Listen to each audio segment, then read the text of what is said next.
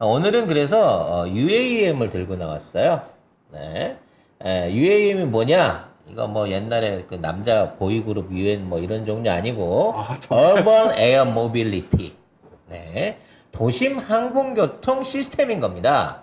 우리는 이제 그냥 드론 택시로 많이 생각을 하고 있는데 의외로 산업 분야가 무척 큰 부분이에요.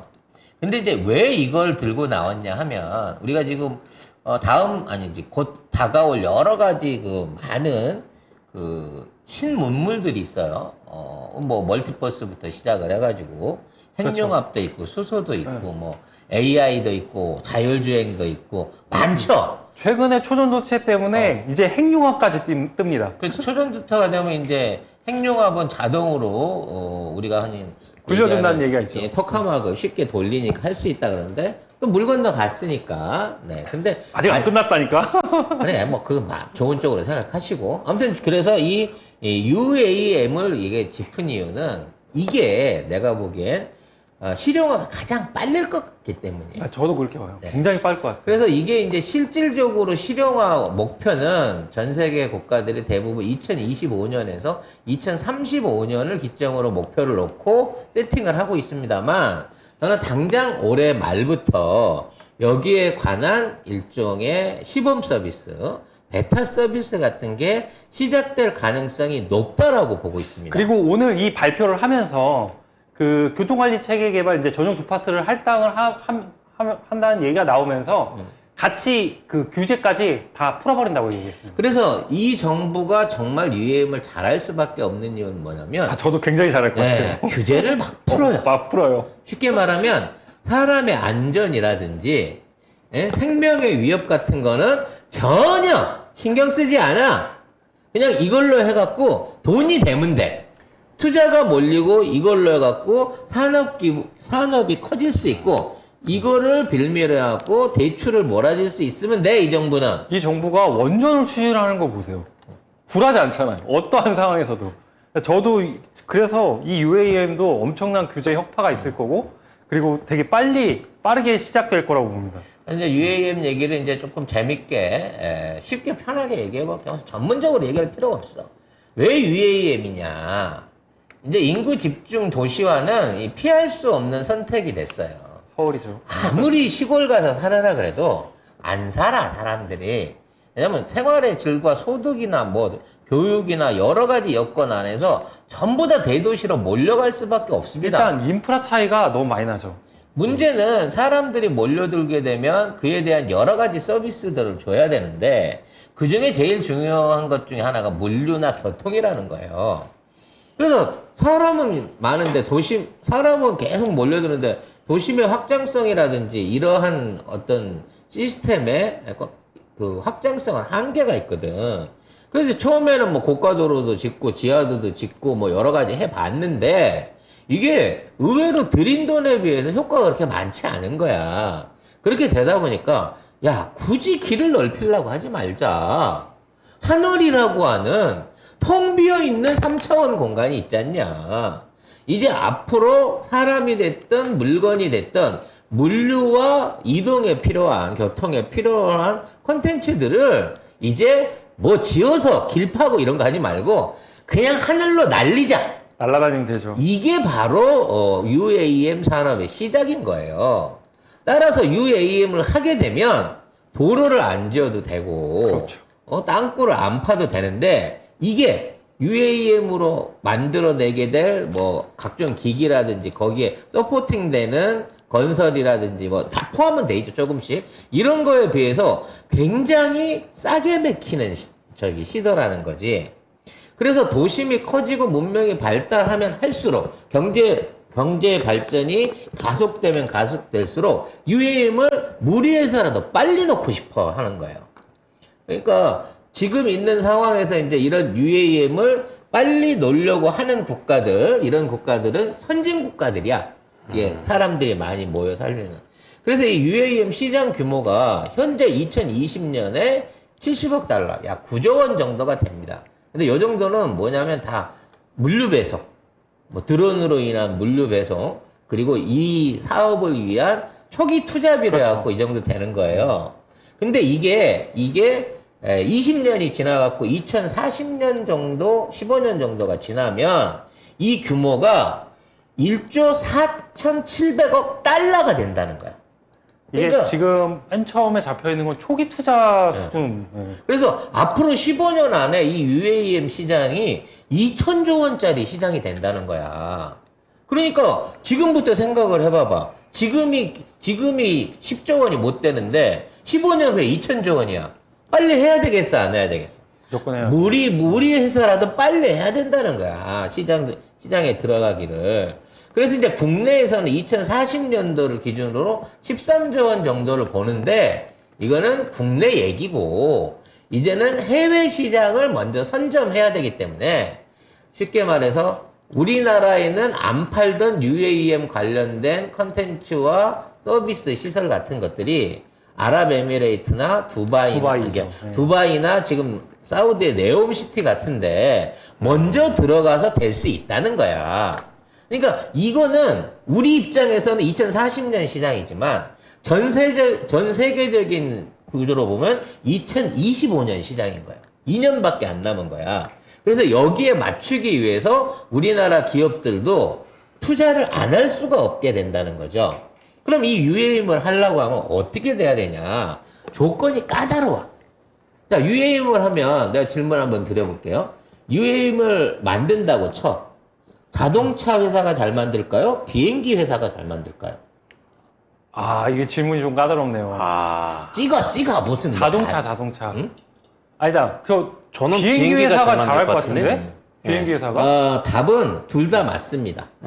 둘다 둘 다 맞긴 한데, 문제 뭐냐면, 자동차 회사가 만드는 UAM하고, 비행기 회사가 만드는 UAM 완전히 다른 거예요.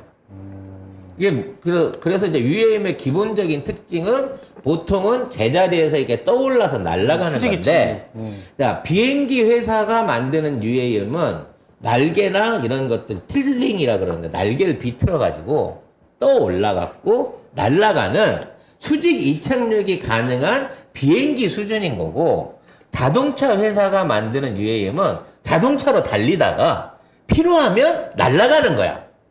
그러니까 두 개의 컨셉 방향이 전혀 달라요.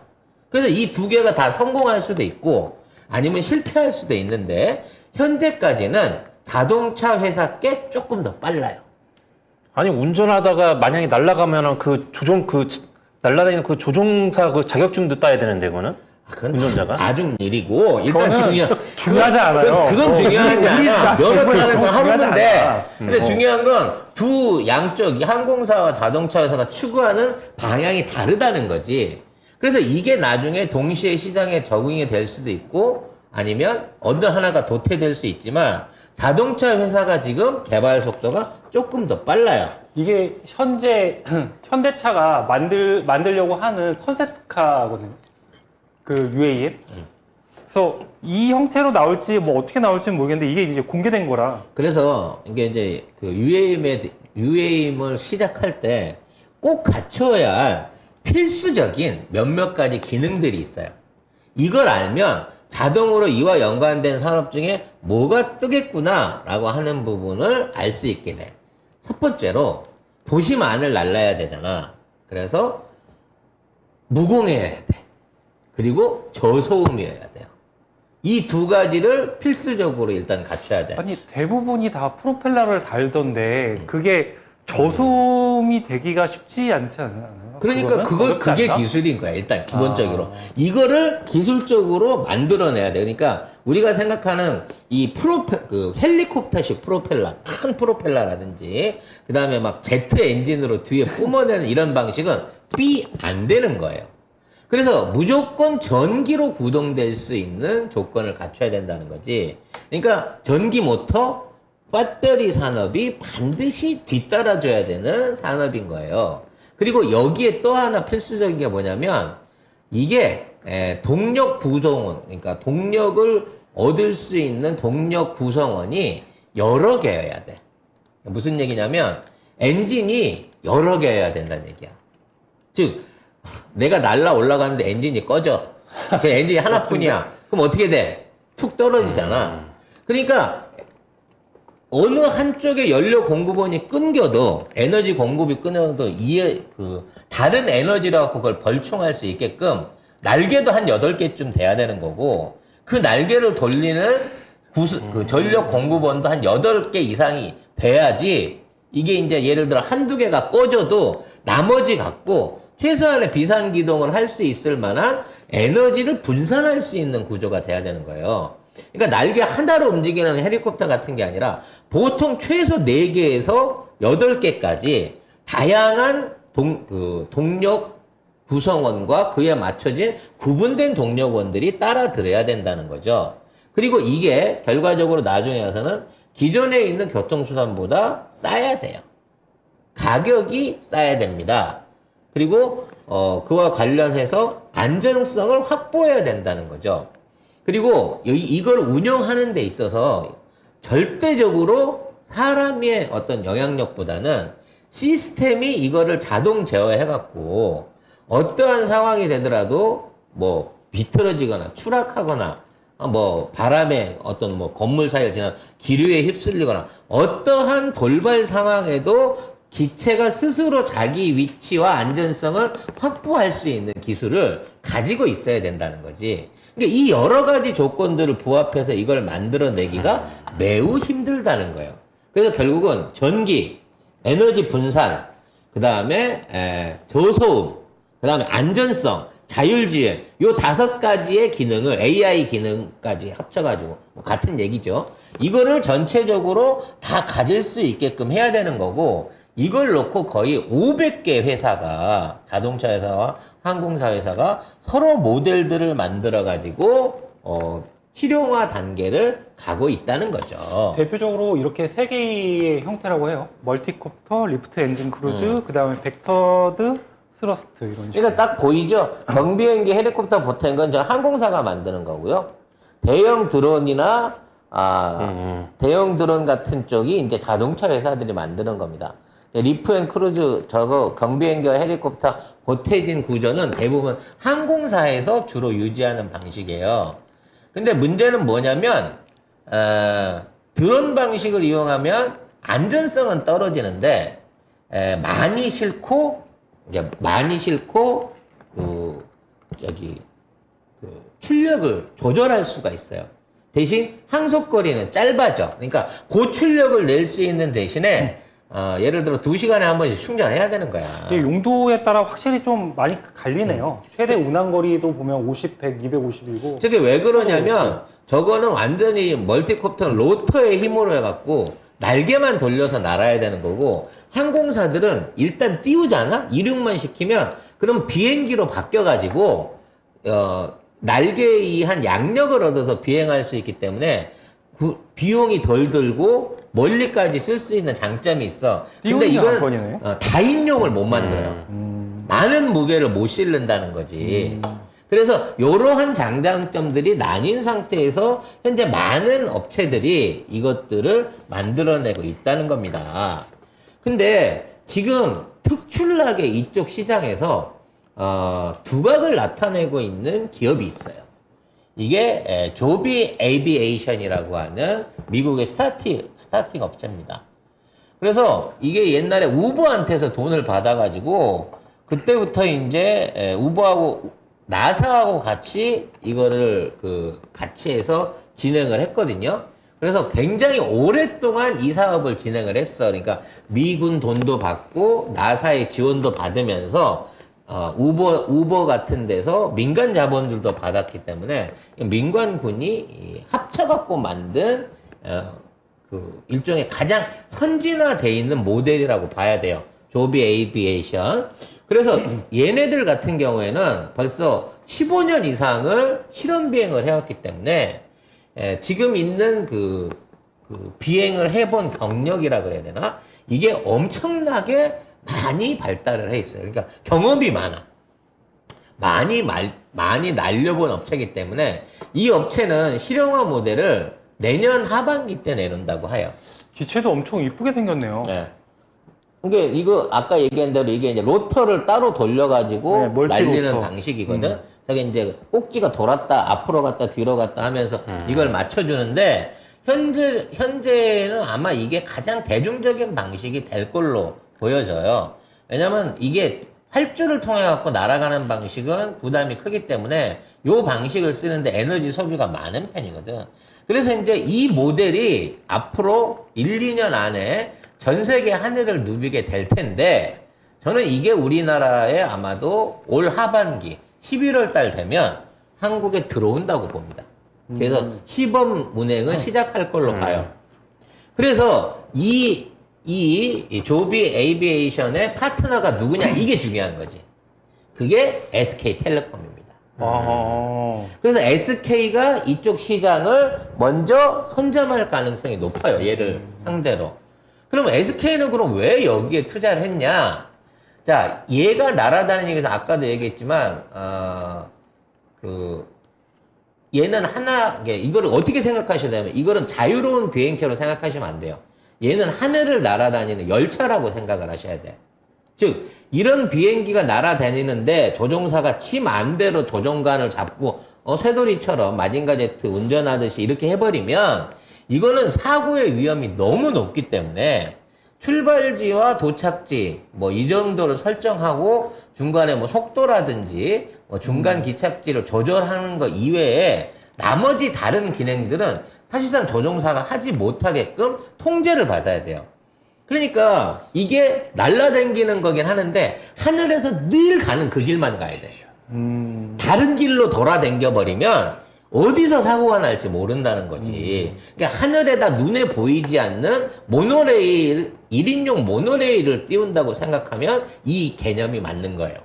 문제는 그렇게 하기 위해서는 레일을 깔아줘야 되잖아. 그렇죠. 그 레일을 깔아줄 수 있는 게 통신이에요.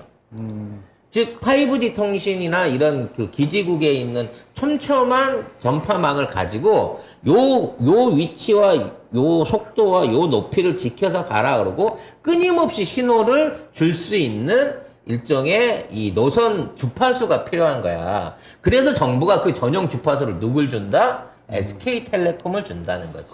그게 이제 오늘 발표 내용이죠. 그렇죠. 그러니까 이걸 준비해 놓고 있는 업체가 KT나 LG는 없기 때문에 SK가 이 사업을 받아. 근데 운 좋게도 SK가 미국의 아까의 조비 에이비에이션하고 협업을 맺고 있기 때문에 미국에서도 사실 이거 도심에서 주행을 못 해보거든?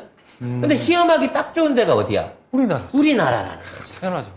왜? 이거 하다가 뭐 건물에 쳐박거나 추락을 해서 좀 깔려 죽어도 이 정부는 괜찮다는 거죠. 이 정도는. 왜? 안전에 대해서 너무 신경 쓰면 기업이 못 살아. 그럼. 돈을 못 벌어. 그럼. 이거잖아. 그렇기 때문에 외국 같으면 이거 안 되는 이유가 사람 사는 데서 못 돌리게 해요, 이거. 민원 들어와서 못 다닙니다. 우리나라의 기존은 혁신에는 고통이 따른다이기 때문에 얼마든지 할 수 있죠. 그래서 이와 같은 서비스들을 먼저 시작해가지고 이건 이제 데이터를 모아야 될 거 아니야.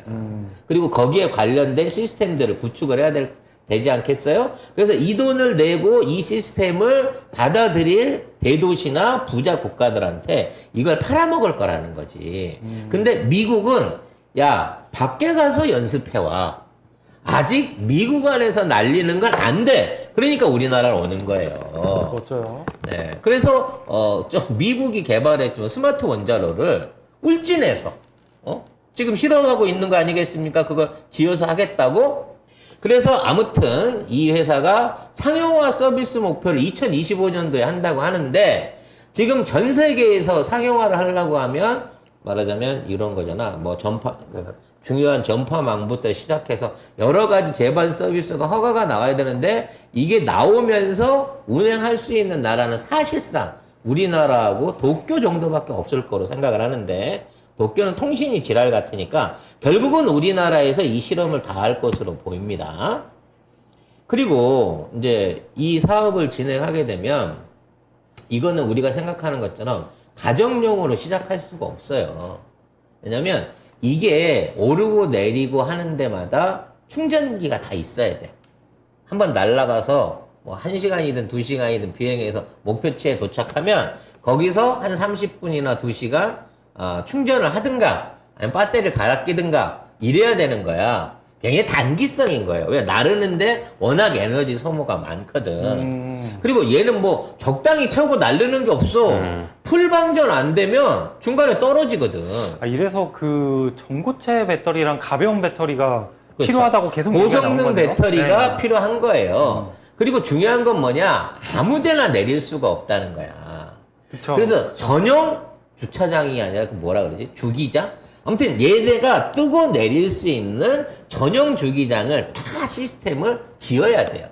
근데 그거를 우리가 알듯이 우리 집 마당 넓으니까 여기 하나 지어주세요? 안 돼.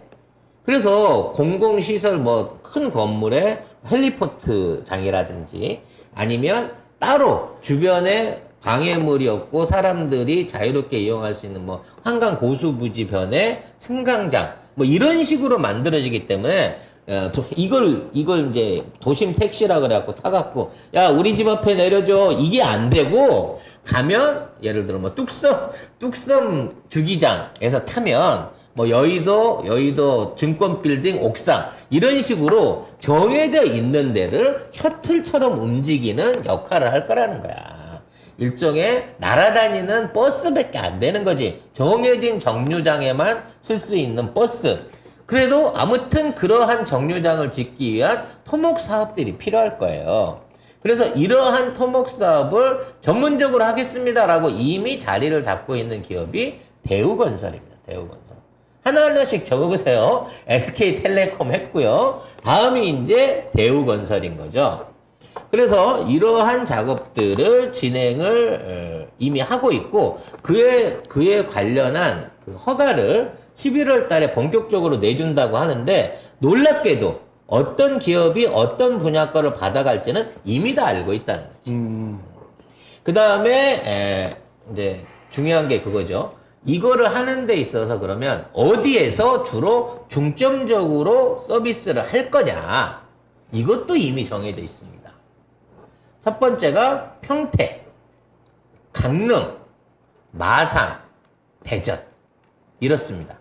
여기에 이제 역들이 있거든요. 평택엔 지세역이라고 있고 강릉역, 마산역, 대전역이 있는데 이 역에다가 일종의 이제 승강장을 만들어 가지고 거기에서 사람들을 태워가지고 필요로 한 장소로 날려주는 시범 서비스를 하겠다고 이 네 군데를 이미 짚어놓은 거예요.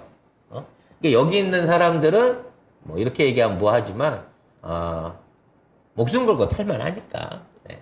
서울 사람 아니니까 그래서 여기로 간 게 아닌가 싶어요. 아니, 얼마나 서비스를 이용할지는 모르겠습니다만 아무튼 이 시범 사업이 11월 달 나는 이거 어떻게 알고 있을까? 11월 달에 이 네 군데에서 어떤 형태로든지 시도가 될 거고 그러면 SK텔레콤과 아까 얘기했던 조반 이름이 어려워. 하여튼 그 회사가 시범 서비스를 할 걸로 보이고 일단 이제 국내에서 이거를 공급할 수 있는 업체로는 현재까지는 KT하고 손잡고 있는 현대자동차가 요거를 만들겠다고 하고 있는데 이게 어느 정도까지 진행됐는지 모르겠어요. 원래 현대자동차가 먼저 하기로 했었거든요. KT하고 현대자동차하고 카이가 이 사업을 먼저 하기로 해갖고 자리를 잡고 있었는데 SK한테 뺏겼어요. 아마 이것도 현 정권하고 SK가 친해서 그런지 모르겠는데 요거 관련된 부분이 조금 이제 밀려났기 때문에 이거는 국내에서 서비스를 안 하고 두바이에서 먼저 서비스를 한다라는 얘기가 있습니다. 그래서 이와 관련돼서 KT하고 현대자동차도 눈여겨봐야 될 그 기업이기는 해요. 그래서 제가 현대차는 지금은 자동차지만 나중에는 결국 UAM 그 대표주가 될 거라고 봐서 지금 이제 되게 싼 거라고 지금도. 그러니까 대장주들이 있는데 여기에 지금 이제 아까 얘기하는 현대, 대우, 뭐 롯데건설이 다 들어가긴 하지만 그래도 대우가 사실상 낙점을 받아놓고 있다고 볼 수 있는 그리고 거고요. 개인적으로 대우건설이 그 건설사 중에서 제가 가장 탑으로 꼽는 게 두 개가 있는데 하나가 현대건설이고 그 다음이 대우건설입니다. 대우건설은 해외 수주도 굉장히 많고 그리고 지금 실적도 나쁘지 않아요. 그냥 업황만 안 좋습니다. 그리고 이제 아까 얘기한 국산 기체 이거는 하나 시스템이 이거를 만들어낼 가능성이 매우 높습니다. 기체를 하나 시스템에 만드는 네. 거예요? 그래서 하나 시스템에서 이 기체하고 통제 시스템, 그러니까 자동 운전 관련된 거죠. 그러니까 하나가 이제 원래 그 미사일이나 이런 거 방산 기업 에이더 기술하고 연관이 있기 때문에 기체 조종에서부터 통제하는 이 토탈 솔루션을 하나 시스템에서 지금 개발 중이라고 합니다. 아, 주가가 적절하게 박살났네요. 들어가기 좋게. 그래서 이제 나중에 어디다 컨소시엄을 할지 모르지만 이쪽에다가 이거를 준비할 것으로 보이고 있고요. 그 외에도 좀 신경을 써봐야 될 기업 중에 하나가 보험사들이다. 보험사. 이게 무슨 얘기냐면 자동차보다 몇 배 위험하잖아요. 아무리 실험을 한다고 해도. 근데 이 자동차보다 위험한데도 불구하고 이걸 타라 또는 이걸 운행을 해주면서 우리나라 기업들이 국민들을 설득할 수 있는 방법이 뭐냐? 대인대물 보험을 세게 넣는 거야. 자동차는 1억이잖아. 그리고 뭐 대물 같은 경우 3천만 원이잖아. 이거를 5억, 10억 이런 식으로 올려주는 거지. 즉 이거를 이용하다가 사고가 나면 이만큼 보장해 주겠다 라는 방식으로 UAM 전용 보험이 나올 가능성이 매우 높다는 거예요. 여기에 관련된 사업들에 대한 위험성을 보장해 주기 위해서. 원래는 실험을 오래 해갖고 안전성을 입증해 줘야 되는데 보험을 세게 넣어놓고 재수 없어서 깔리시면요 10억 받으십니다. 떨어지시잖아요 5억이에요. 낙하물에 쳐맞아 돌아가셔도 5억입니다. 뭐 이런 식으로 보험을 세게 낼 가능성이 높다는 거죠. 개인적으로 좀 보험은 좀 보류하시는 게 좋을 것 같습니다. 그래서 하나나 삼성화재가 가능성이 있을 것으로 보입니다. 그리고 하나생명 말씀하시는 겁니까 설마? 네. 그리고 그 이외에도 뭐 여러 가지 업체, 아까 이게 2차 전지 뭐 이런 업체들은 기본적으로 이제 워낙 그 전기차에도 같이 합쳐져 있는 거니까 비스무리하게 가는 거고요. 아까 얘기한 자율주행이나 이와 관련된 내비게이션, 그러니까 에어 내비게이션 생각하면 우리가 알고 있는 현대 오토에버 같은 회사들도 똑같은 수혜주가 될 수 있습니다. 그리고 그 UAM으로 꼽히는 이제 대표적인 두 개의 주식이 있는데 하나는 베셀입니다. 베셀은 항상 UAM으로 꼽히고 이 자회사가 베셀 에어로스페이스라는 회사예요. 이 베셀 에어로스페이스는 수직 이착륙 프로펠러 기술을 가지고 있어요. 그리고 실제로 기체를 만들었고 투자도 받았습니다. 우리나라 함상 그 무인기 기술 아마 가오리 변형형에 이 기술들이 적용이 돼 있습니다. 그러니까 우리나라가 무인기를 통해 가지고 그러니까 제자리에서 타고 내리는 기술들이 뛰어난데 이걸 육상에서 하는 거랑 함상에서 하는 거는 다르거든요. 함상 시험까지 성공한 게 우리나라 현재 기술력입니다. 정확한 지적을 했는데 여러 업체 이외에 또 하나 주목을 해서 봐야 될 업체가 있어요. 물류 업체입니다. 물류요. 예, 그래서 이제 앞으로 이 시장이 사람 태우는 시장은 사실은 그렇게 크지 않아요. 왜냐면 겁이 많아서 나 같아도 안 타. 그 드론 택배 실증 사업하고 있거든요. 맞아요. 네. 지금 이게 그 사람을 태운다고 하면 많이 태워봐야 4인이야. 그 이상은 무게나 적재나 어떤 비행거리에 따라가지고 그 이상을 태워갖고 운행하기 힘들기 때문에 사실 어반 UAM은 돈 비싼 애들이 말하자면 수상택시 타듯이 대한민국에 수상택시 몇 명이나 타. 수상택시 타듯이 그렇게 가끔 이용할 수 있는 전제를 빼놓으면 아직 자가용 수준으로 가기에는 너무 멀어. 통제라든지 해결해야 될 난제의 문제가 너무 멀기 때문에 이건 안 되는데 화물을 옮기는 물류 쪽에서 보자면 이거는 굉장히 혁신적인 시스템이 될 수 있어요. 그래서 이 혁신적인 물류 배송 시스템을 이용해가지고 이거를 실증해서 택배 연결시키는 기업은 갑자기 어느 놈이요? 무조건 떼돈을 법니다. 이거는 그러니까 뭐 도심 체증 지역이나 뭐 있던 집중 지역이나 이런 쪽에다가 전부 다 에어로 해갖고 물건들을 날라서 옮기고 거기에서 다시 자율주행 트럭이나 자율주행 로봇 같은 걸 통해 가지고 2차로 나눠서 이 택배를 하는 도심 항공형 이 화물 물류 회사들이 떼돈을 벌 거거든요. 그리고 지금 실증 사업하는 곳은 어느 곳이냐면 그 섬 있잖아요, 섬. 그러니까 바닷가에서 택배를 받아야 되는데 거기에서 배를 통해서 가기에는 너무 먼 거예요. 그래서 드론을 이용해서 날려가지고 그 섬에 있는 사람들한테 택배를 보낸다고 하더라고요. 그래서 이거를 정기적으로 도심 안으로 날려 보낼 수 있는 게 뭐 집으로 직접 배달하는 건 어렵고 무슨 동의 집화소 이런 식으로 그렇죠. 뭐 어디 우체국 이런 식으로 해갖고 그쪽에다가 계속해서 물건을 실어다 주고 거기에서 사람이 뭐 오토바이 타고 배달을 하든 로봇을 그 존이 하든 있더만요. 네. 이렇게 네모로 무슨 표시를 해놓으면 드론이 날아가서 카메라로 인식을 해서 거기에 착륙하도록 시스템이 되어 맞습니다. 있더라고요. 그 시스템들을 빠르게 상용화할 가능성이 높은데 저는 개인적으로 쿠팡 보고 있습니다.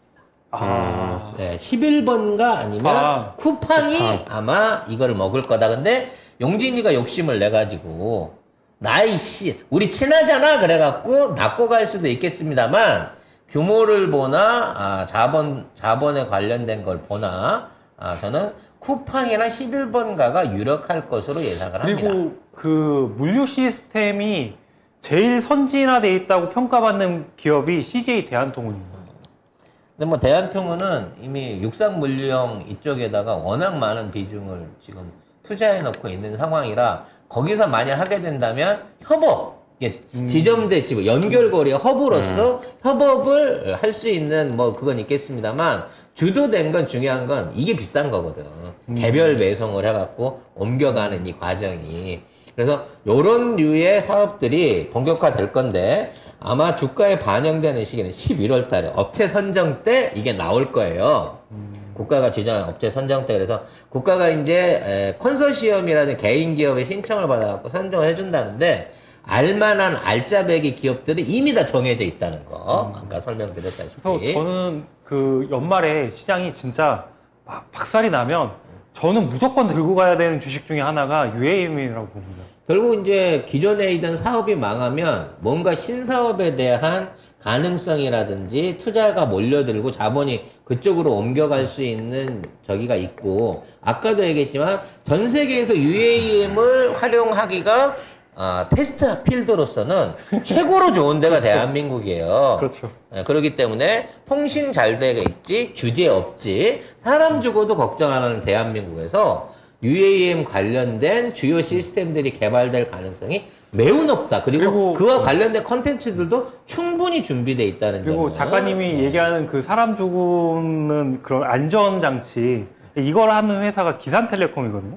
이 회사의 자회사가 모피어스라는 회사인데, 이 회사가 항공용 항행 안전 시스템 개발 및 공급을 실제적으로 하고 있는 회사예요. 그래서 이게 김포국제공항, 김해공항, 제주국제공항 이런 데에다가 다 그 항공용 항해 안전 시스템을 공급하는 회사입니다.